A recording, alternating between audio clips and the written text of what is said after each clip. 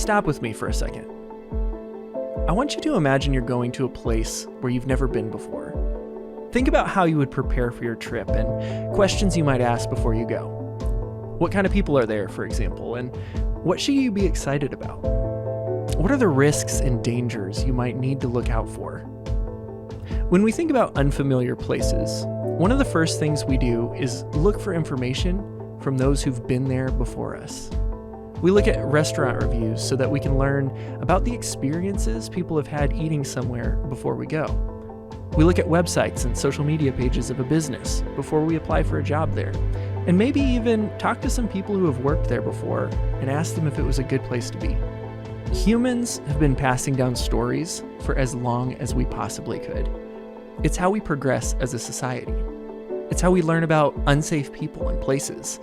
And it's what ultimately shapes our worldviews about things before we even experience them ourselves. Think about all the countries you've never been to, all the jobs you've never worked yourself, all the religions you've never claimed for your own. How do you know about them? Today's culture can make it difficult to communicate across generational lines. For one thing, we use different language and methods to talk to each other, depending on what we've gotten used to and what was available to us as we were growing up. We listen to different music, learn from different people's perspectives, and participate in society in different ways. But something that we seem to be losing in our current polarized society is the value we place on the wisdom of our elders. While it's incredibly important to be able to challenge the harmful patterns of the past, humans are never going to stop needing to hear from those who have come before us. Just like when you travel to a new place, hearing the perspectives of people who lived years before we were born can give us priceless insights into how we want to shape our own lives. In our last episode, I had the chance to talk with someone 10 years younger than me about millennials, Gen Z, and the church. But for this episode, I had the opportunity to hear some wisdom in the other direction. Pastor José Rojas has spent nearly 50 years in Christian ministry and has served as an advisor to multiple U.S. presidents. He helped develop and implement a variety of humanitarian initiatives, including working alongside General Colin Powell to launch America's Promise Alliance in 1997. This initiative established 70 tutoring centers for underprivileged children across the United States. As we sat together in our studio, I had the chance to ask Pastor Rojas a question that's been on my mind for years now. How can we draw closer to our elders when we seem to disagree on so much? We'll talk about all that and more on this episode of Bridges Over Walls.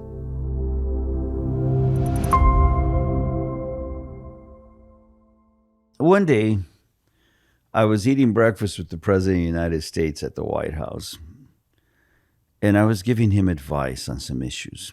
I'm a specialist in domestic policy, which means I specialize in what's internal to the United States of America, education, policing our kids, drugs, et cetera, et cetera. You know, this is your brain. This is your brain on drugs. Any question? I was in on that team.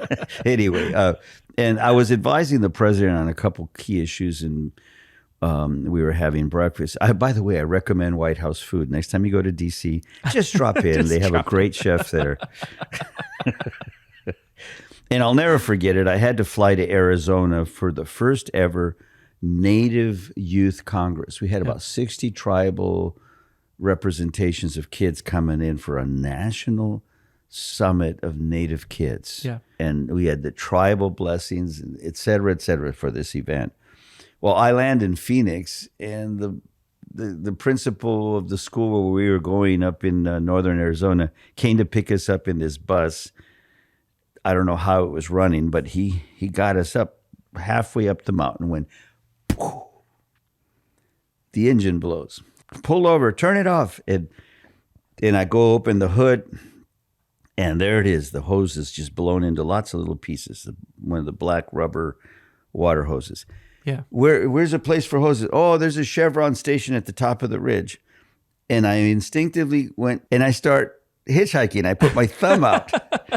Finally, someone pulls over and picks me up. the flabbergasted people in the bus, like, where's he going? He's going to get some stuff, I guess. I'm their leader from Washington, D.C., and we're going to have this national event sponsored by my office. And suddenly I'm sticking my thumb out on a freeway in Arizona. And I have my shirt and tie that I had at the White House a little while ago. And I get to the top of the hill. They did not have the bus's hose, but there's a junkyard next door. He didn't have it either, but in his personal truck, he did. I think I gave him $100 for a $15 water hose, and he was very happy to help me with my need.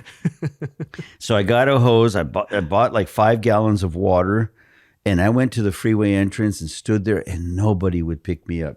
Finally, some kid in a little Toyota truck with the State Conservation Corps logo on the door pulls over, and he gives me a ride down to the bus. And I fix this hose. We start the engine, and I hop into the bus, and we're now putting up the mountain again. And we get to the school about an hour later. And that's when it hit me. This morning, I was eating breakfast with the President of the United States, advising on critical issues that affect American society and why the legislation is important. And if we can get 30 governors to support it, maybe 100 mayors from key cities, the measure will pass and the bill can be signed by the president. That was that morning. Yeah. This afternoon, that shirt isn't going to clean off again. That tie is gone. It has grease all over it. I forgot to take it off. Which moment was more precious to me? As tribal young people began to arrive. And that's when it hit me. Ministering to people on a large scale is greater. Anybody could do the White House job. But it requires all of us to do stuff out here. Faith is something where God can reach across the cultures and hold us close to his heart. When I talk to the generation of my grandparents and parents, they describe a church environment where there were a lot of young people involved. You know, my parents' generation were largely gone, and my generation would eventually leave as I came into adulthood. I was not alive to watch that happen. You know, how did we get here? After World War II, we were victorious. We had vanquished the evils of fascism, authoritarianism overseas. Americans awoke and became united. We started praying in churches, Lord, save the world. And the phrase, God bless America, became like a theme song. And the faith community, the industrial machinery of the nation, women building tanks. Now listen to that. Women building tanks and airplanes, all united. The war ends with victory. Fascism was defeated and democracy survived. We can all disagree, but at least we get to vote about it. And never had we come together the way we did then. And faith community was key. We all went back to church. The Lord saved our country, saved many other countries, thousands of islands. My uncles fought there. Maybe your grandparents or great-grandparents fought out there. We bled for freedom. And that became part of Americana. Then came modernism. Mm-hmm. And now the more advanced weaponries were invented. And then there was this post-modernist reaction. And you could feel it at church. The postmodernists were against everything, and we called them hippies. That's when the bell-bottoms and the long hair, late 60s, early 70s, the Beatles, Elvis Presley, and churches were shocked that anyone would not understand that modernism saved us and the atomic bomb ended the war. Well, postmodernists are saying, no, we don't want atomic bombs. And you suddenly had this thing called liberal or conservative really take hold in America. And churches got gently pulled into it. Well, we didn't realize in 1979 and 1980, postmodernism ended with the arrival of a strange disease that at first had no cure, no hope, and it was called AIDS. Then, not postmodernism, the post-Christian era came upon us. And little by little, since 1980, Christianity has been diminishing. We cannot solve it by debating. Mm-hmm. If I enter the arena as a theologian, I can discuss a Christological approach to this, which means in the light of Jesus as the Christ. I can discuss Christology in theological terms. We can look at the 7 uses of Logos in the Pauline correspondence. What did the Apostle Paul want to say? Is that what we need to talk about? No. The best way to confirm who Jesus is to live with him, to share him, to welcome others into our churches, into his presence.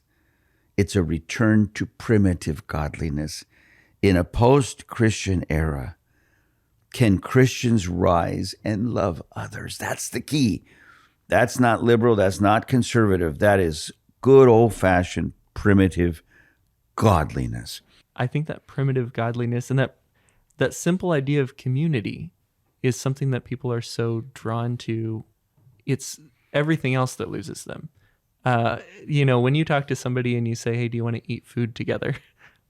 People usually want to eat food together if they want to be around you, right? If yes. you talk to people and say, hey, I want to do good in my community. I want to be a healthy and safe presence for people around me. People are drawn to that. But when you start adding these, Christianity has taken on so much baggage yes. with people, and not just like, I'm not interested, but like to many people, this is like a harmful group. This is an oppressive group. Is what we're doing showing Jesus to the people in our community? Like what's their version of us? What's their story of us? How do they see us? Are we people where they drive by our churches and they say, oh, I would be safe there? A year and a half ago, I was driving in my truck with my son and one of my daughters. We all had cake breath. We had just celebrated her birthday. It was about 10:30 at night. It was snowing lightly. I live in the Washington, D.C. area. Mm-hmm.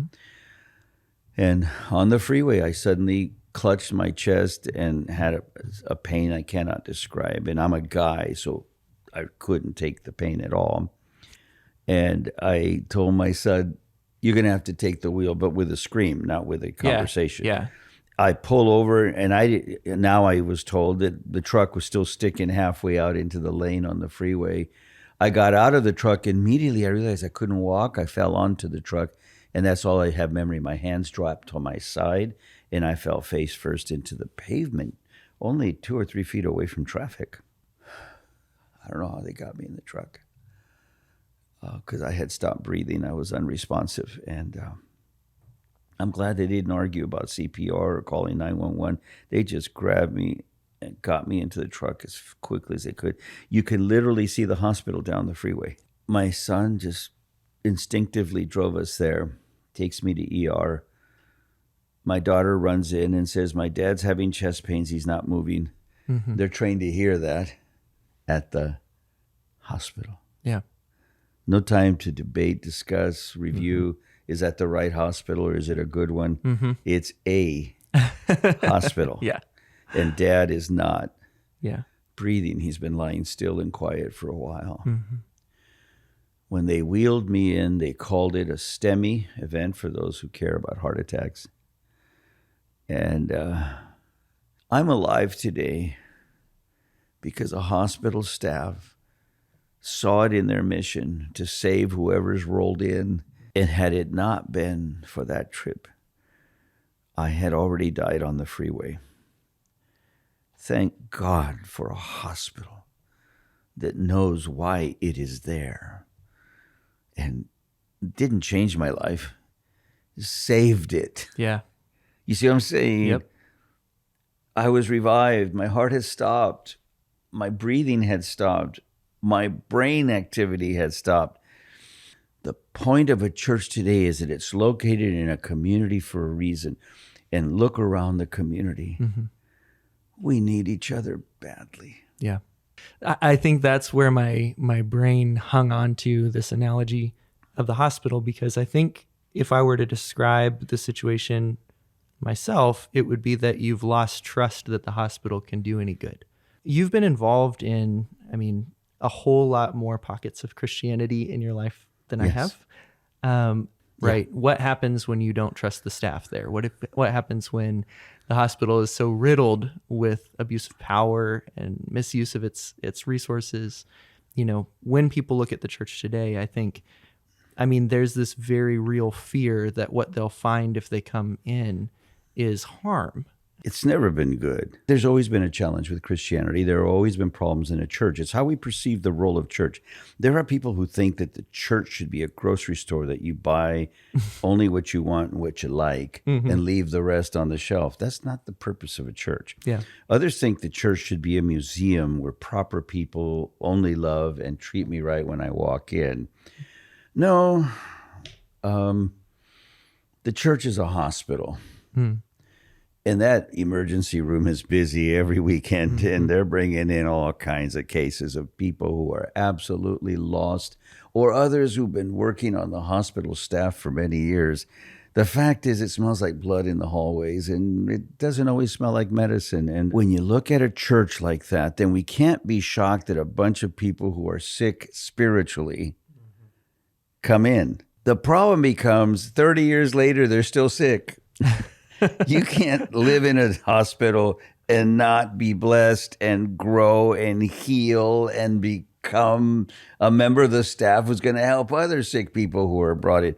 In other words, the role of the church has seemed to stop. And it's full of patients, and patients are trying to run the place. And no wonder it doesn't seem inviting to a new patient, because who's going to tend to me when you all need tending too? I think we're at a juncture where churches can view themselves as part of the solution for our community. That is not liberal. That is not conservative. See, that's the other part that's affected the faith community today. I've worked nationwide for almost 40 years now. When a church thinks that a government can solve it if we would just legislate this and fix it, I don't see throughout history in the analysis of governments that government and church can go together.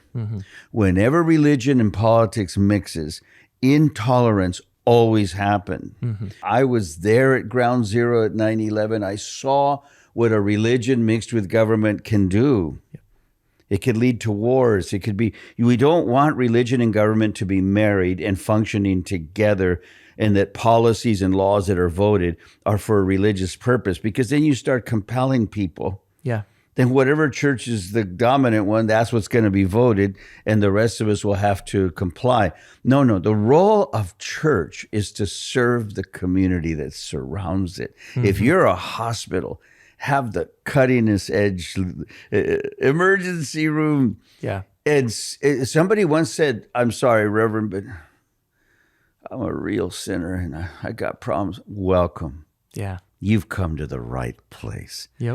While you're here, I hope you see the face of God. The guy goes, what? Where do I see him? I want to see him right now. You'll find him in the faces of his people. The guy freaked.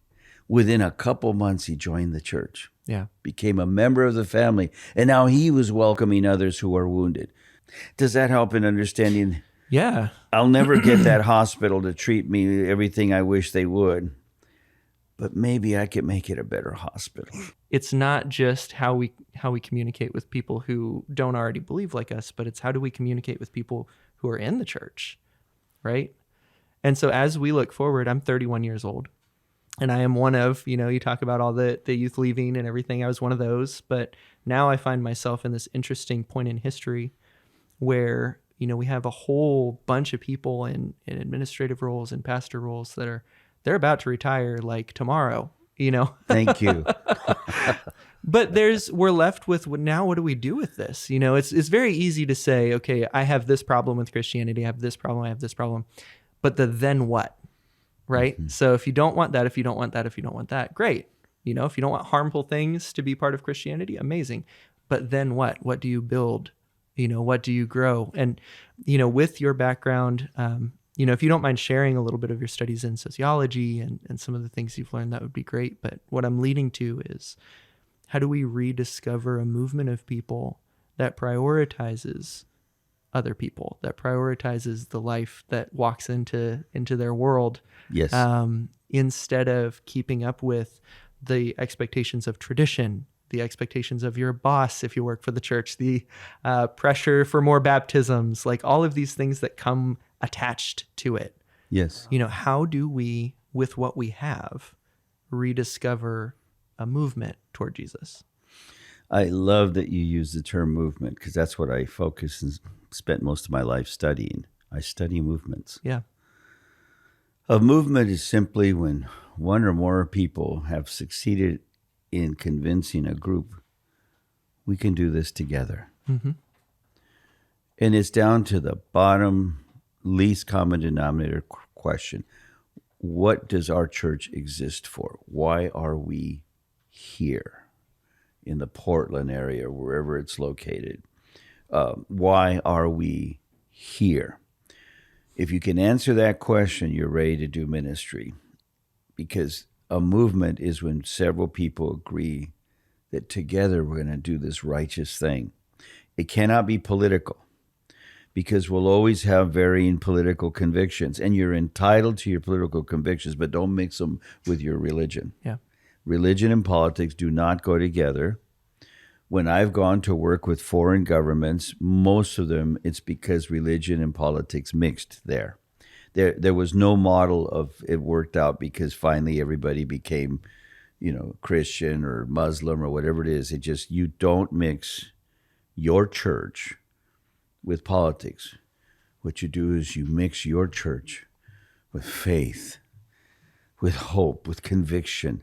Mm-hmm. The primitive godliness that Jesus himself modeled for us, and he told his disciples, all that you have seen me do, you do it. And you'll do it in greater measure, because I was one filled with the Holy Spirit. There's going to be a bunch of you filled with the Holy Spirit. You left, you came back. Why? You found your place in a movement. So therefore, listeners today can realize, wait a second, in my city, in my town, in my area, in my county, there are things we can do. Can our church be a place where others' lives are saved? And God can use me to save them. Yeah. I love it when I get to a church and nobody knows who I am. I love that. Oh, my goodness. And they say, come on in. Listen, sign our guest book.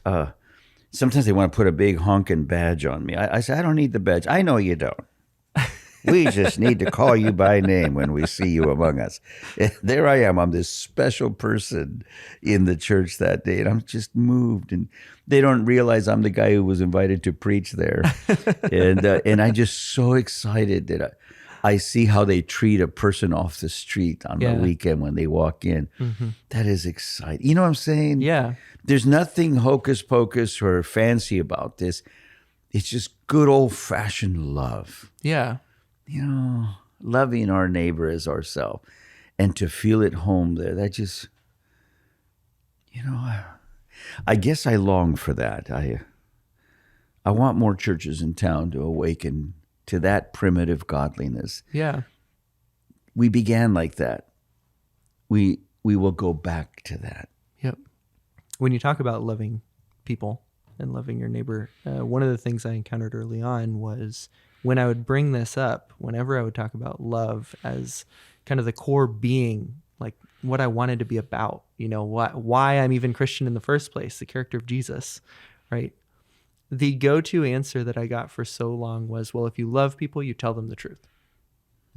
And it seemed like a way to excuse, I don't have to worry about them paying their light bill. I don't have to worry about helping them find a job. I don't have to worry about if they're broken down on the side of the road. If I love them, I'll tell them the truth.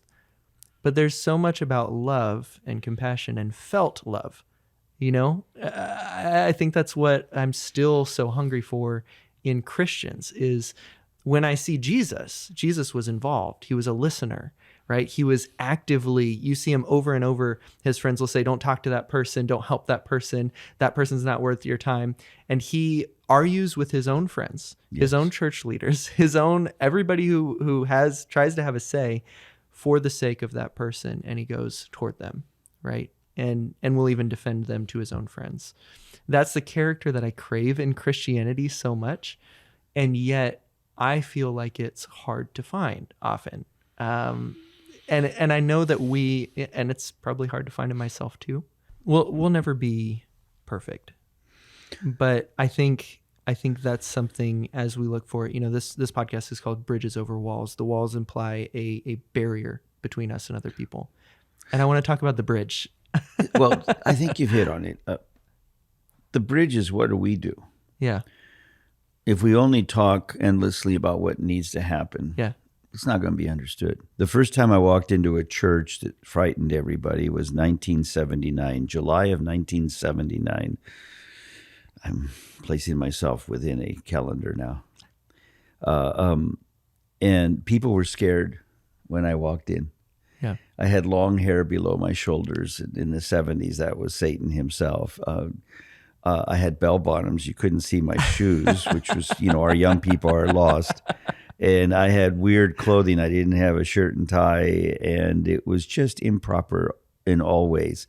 Folks were saying, we need to escort this young man out because he's going to be a bad influence on our kids. And then the leader of the church walked in. And in the service, he says, I want to introduce you to your new pastor. And it was me. Okay. That frightened everyone. I mean, we've never had long hair. We've never allowed long hair in this church. We've never had anybody who didn't look like us. And what's this kid going to do? There was questioning of the leadership. But one by one, one lady said, you're younger than all of my kids. Yes, ma'am, I am. May I call you son? I'd be honored, ma'am. All right, son, go get a haircut. So I went and trimmed 4 inches off. It was still below my shoulders. Sure. I thought I sent you to get a haircut. Yes, ma'am, I did. I have a bag of it in the trunk of the car if you want it. I did obey. And then another guy, I love that you're a mechanic. Can you glance over my car? Let's go see it. Right there on the church parking lot, I opened his hood. It's your carburetor. Let me go buy a kit. What year is this thing? And I bought the kit, and the next day I went to his house and rebuilt his carburetor, and he was excited. One family at a time, we all became family. And suddenly my long hair, while they didn't like it, well, that's my son. You leave my boy alone. Yeah. No, he fixed my truck. Yeah. You watch yourself. In other words, the mission of the church blossomed as this church, for the first time in its history, welcomed someone in who didn't look like them or come from their culture. And yet we shared so many values that we just fell in love as family. And so this is possible. Yes, we are afraid of the unknown, but if we take the risk together as a congregation, we can make a difference right now. Problems will always exist, but we have to be solution-driven in our thinking. Why are we here? Let's make it happen. Yeah. Even though we'll be awkward, we don't know how to do it right, but we're doing stuff together. Yeah. That's hope for a congregation. I'm very aware that sitting here this morning, I have a limited amount of time to kind of pick your brain from a lot of experiences and a lot of wisdom. And earlier, just 2 weeks ago, we were at Walla Walla, and I had the opportunity to ask someone 10 years younger than me, how we could better partner across our generations, millennial and Gen Z. What are some of the ways that we're falling into the same patterns of our elders? What are some of the ways that we can open up doors for the generation even younger than mine, for leadership and really for us learning from them? I want to ask the same question in your direction. I feel like we have so little time to learn from you guys, and so few people who are even interested in talking to us sometimes. What is some advice that you would give, those of us who have chosen to be involved and have stuck around? You're very wise to ask that, because my heart already stopped once. I fear the next time it stops, it's going to be permanent. I've been preaching for 47 years, just to hear that number, 47. And for young adults, like, dude, that's Jurassic Park. Yeah, no, well, it's actually Cretaceous Park. They're all Cretaceous dinosaurs in those movies. So the only Jurassic animal was the Stegosaurus. I'm sure you care. But see, someone of my generation, look how we think. Yeah. It shouldn't have been Jurassic Park. It should have been Cretaceous Park. Anyway, that's how much relevance we have. We're out of touch. My generation, little by little, separated young people. One day they'll grow up. One day they'll lead. For now, they don't know anything. And little by little, my generation began to alienate kids. We don't like their music. We don't like their clothes. We forgot that's how we were treated. Yeah. No one liked my music. When I started playing my guitar, I was told it was the devil's instrument. Now it's Jesus' favorite instrument, because the people who said that have all passed away. Now, you're not a young person anymore because you're over 30. But I know that you could pull it out of the hat that you're just younger than me. But ask a teenager at a high school if you're a young person. Now, Yeah. Dude, you're old. You're older than half my teachers. You see the beauty of that? For me, 25 years ago is very recent. Mm-hmm. But for you, 25 years, that's a lifetime ago. You were a little kid. 6. Yes. See, one of my kids is your age. I mean, Come on, dude, But see, the beauty of it is I don't know more than you. I just know stuff from before you were born. Yeah. So listen to an elderly person, listen to the older set. We've been around for a while. We've seen some stuff. And we remember when it did click, when it sort of worked, when we were young, which is recent. I've served 3 presidents of the United States. Maybe you might want my opinions on something. Mm-hmm. But I recognize I don't know what you guys are doing. You're so far ahead of us. You have technology. You have a supercomputer in your hand called a cell phone. You can now reach the whole planet by simply posting it on your social page. Mm-hmm. We're happy to learn what a social page is. What I learned is that unless we come together, we're not going to get there. To my colleagues over 65 years old, we need to listen to our young people. They know stuff that we've never heard of, and it's scary to us. But I think it's healthy for us to finally hand over the scepter. These guys know how to use a shovel, so let's hand them one. These guys can do stuff that we're never going to do. And in the time I have left before I die, I want to see more young people in this mix. Now, young people, quit dogging the older people. I'm tired of you telling me I don't know what I'm talking about. You weren't born when this stuff happened. I don't want to hear about your mouth. Share with me your opinions, but be open to guidance. Quit writing us off like we don't know what we're talking about. Mm-hmm. I've been there when the president issues military orders. When the nation needs to win a war, who does it send out? It's young people. The Pentagon would send me out to speak to the troops in Germany and Italy. And when I'd stand in front of an ocean of troops rotating in and out of Afghanistan and Iraq, I'm looking at a sea of kids where the average age of a soldier is 19 and 20. When the nation needs to win a war, you don't have people who look like me out there. Those are in the Pentagon. The others, combat commanders, are your age. See, and we need each other. Let's come together, man. Yeah, I'm not ready to let your generation go. We have plenty of differences and plenty of arguments and issues. But at the same time, I'm coming to this place, at least coming into my 30s, where I'm starting to ask, how can I make it easier for us to have a relationship? Yeah. And not because I want to, one of my big issues is the treatment of people. So coming from a majority white community, when you talk about talking to your elders, there's a certain amount of racism there and sexism. And I think that balance of how do I take the good and the wisdom that they have, but don't allow those things to internalize in myself. There's a real balance of like, how can I discern what I'm hearing? Because yes, this person has more experience than me, but they also have less experience in diverse spaces than me. They have less experience seeing the pain and the fallout of their actions in some of these See, cases. but you get to help that older person. You shepherd them, because if someone is racist, it's because they don't know, they're scared.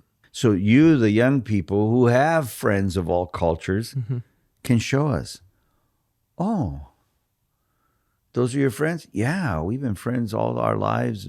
We're colleagues now. We share notes on what the Lord's doing. I'm going to have her come over here and speak to our youth. Can I sit in? And then all of a sudden they realize people of other cultures are not as bad as I was worried they might be. Yeah. So sometimes this stuff is based on fear. Well, you're there. Help take away their fear. And all of a sudden, an older person who has attitudes about other cultures or races or languages, sometimes I'll say something in Spanish to somebody at the store. Hey, ¿ustedes vienen de por acá o están aquí de visita? And then somebody will tell me, this is America. Right. Around here, we speak in English. Yes, sir. We use proper syntax. We speak in English. Syntax is important. What'd you say? I was just speaking in English. Yeah. And he realized, oh, are you American? I go, yes, sir. Proud, patriotic American. The Stars and Stripes hangs on my front porch. Oh, all right then. See, so what he was afraid of, he was suddenly informed of. And that helps allay people's fears. Yeah. Because they're just afraid. This had never happened before. Well, young people and a few of us older people can help allay those fears. Yeah. I think the only thing that I've seen work is to live it. Just because you're talking to somebody older doesn't mean they're listening to you. There's a certain amount of just tuning us out, and I'm older and wiser and I know everything. And so you listen to me at the end. But I think that you're onto something with like, okay, well, I won't argue with you. I'm not here to argue with you, but watch how my life works. Well, just pretend we're all from Missouri. Show me. Yeah. I may not listen to your reasoning because I don't trust you. You're younger Sure. than me. You're the age of my grandchildren. What would you know? I'll never forget my daddy. He passed away a few months ago as well. One day he cut me off as he stood there with his cane. Son, what do you know? I'm your daddy. You don't teach me, I teach you. Now here I am, an advisor to the President of the United States, and my daddy, who lives in a mobile home, tells me, what do you know, son? Yeah. But then I put myself in his shoes, standing there with his cane, really hurting. His knee replacements just didn't work. He has diabetes. What do you know, son? What he was really saying is, everything hurts. Yeah. I don't feel well. And the way I'm going to show you is by beating you up with words. So I just grabbed my dad and hugged him. That's right, Dad. I'm just a kid. What do I know? I'm lucky to have my daddy here. All he needed was a hug. He didn't need me to win the argument. Yeah. See, so sometimes there are elderly folks in the church who are cranky. Well, what they're telling you is, I feel terrible. I don't understand what's happening in town. Across the county, I don't recognize all these immigrants. You know what? I'm scared. And just see through their words to their heart. Go hug Grandma and say, I get it. I'm sorry for when you hurt because of us. We don't mean to do that. All right, well, just don't do it again. See, and that maybe sometimes it's not even about what they said, it's how they're feeling. Yeah. I know it's that way with me. If I'm having a bad day, you're going to get beat up verbally. No, I'm kidding. I'm not a violent type. But if I'm having a bad day, I may not tell you what it is. I'll just find a way to hurt your feelings. Yeah. Is that human? Is that, there's a key to understanding us. Yeah. I can't believe I'm saying us. I've been called young man. You know how you get called, hey, Sure. young man, when I was your age. Nobody said that to me in a long time. They used to. Getting old is elegant, they said. That was a pack of lies. Yeah. I don't know. I think you look great. Well, listen to you lie through your teeth. I'm right in the middle where, talking to a certain section of the church, it's still, oh, you're a young person, relegated to the college crowd kind of thing when I'm married with a mortgage.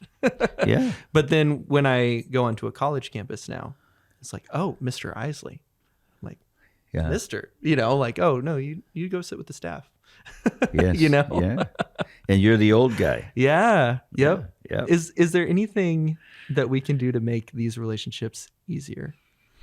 I use a phrase. It's an operative term. It's called a ministry of presence. Mm-hmm. It's not what you say that I want. I want what you've seen. I want what you've lived. I want that experience communicated to my journey so I could be enriched by it. And some, several thousand over the last 47 years have come, will you be my mentor? Sure. But I'm not able to call them and keep up with them. There are only a few, you can count them on one hand, that I do call. Yeah. How you doing? Did you notice how that happened? Do you understand what happened? And I help them see their journey and where they're going and the horizon that lays before them. But other kids in their 30s and 40s have figured out, sometimes it's a teenager at a high school. Can I help carry your guitar? Oh, yeah, it's 52 pounds. Mm-hmm. Yeah, thank you. Of course, they change their mind right away. About halfway across the parking lot, they're using both hands. I go, give it back. Let me carry it. I've been carrying it so long, I'm buffed, man. Yeah. But the kid figured it out, how to be present in my life. Yeah. Then let me carry your satchel. Oh, okay, my briefcase. Mm-hmm. And they carry that. And the kid has figured out how to be present with me. And that's a blessing to me because they're helping me with my need. Mm-hmm. But for the kid, they wanted those precious moments. Yeah. And so every night of the meetings, I'm there for 8 nights. Can I help you carry your stuff tomorrow night? And I drive into that church, and there he is. He's standing there, and he'll help me carry my stuff. Yeah. One day he has 2 extra friends.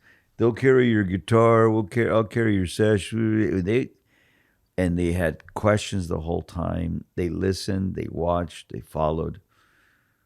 It's precious. Yeah. Because when I die, I hope I gave it all away by then. Mm-hmm. I can't go to my grave with this stuff. Freely we've received. Yeah. Freely give away. And I'd like to say to my older colleagues and friends listening to this show, give away to a kid. Take that little girl under your wing. You're a retired nurse. She's studying nursing. Take that young lady, that young man who's studying nursing under your wing and share with them what you have seen. If we can come together under common bond on basic stuff, then our church will start ministering to the community. Yeah. Is there anything that's come to your mind or heart as we've been talking that we just don't want to miss saying before we wrap up? This is what I have learned in 47 years of ministry.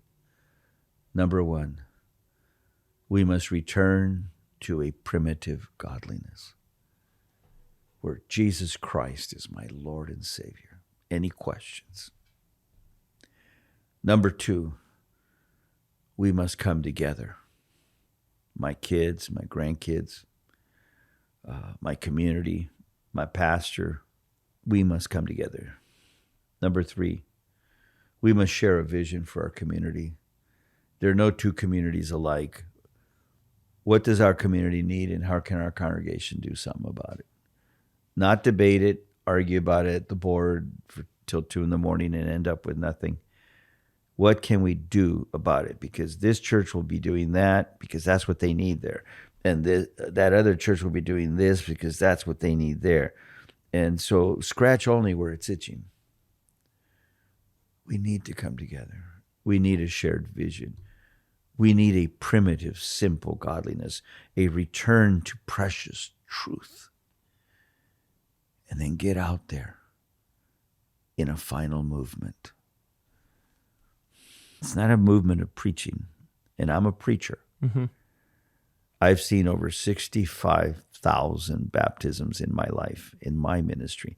So can't lecture me about evangelism. You're talking to an evangelist. But there are folks who think we should just go out and preach. No. Jesus made the formula. Find the relevance of our church where it is located. Jesus says, I was naked, you clothed me. I was hungry, you fed me. I was sick, you came to see me. I was in prison, you went. When did we do all this stuff? When you did it to the least of these. In other words, when your church was involved in blessing others. So you open your doors on the weekend. The music is playing. Why are you there?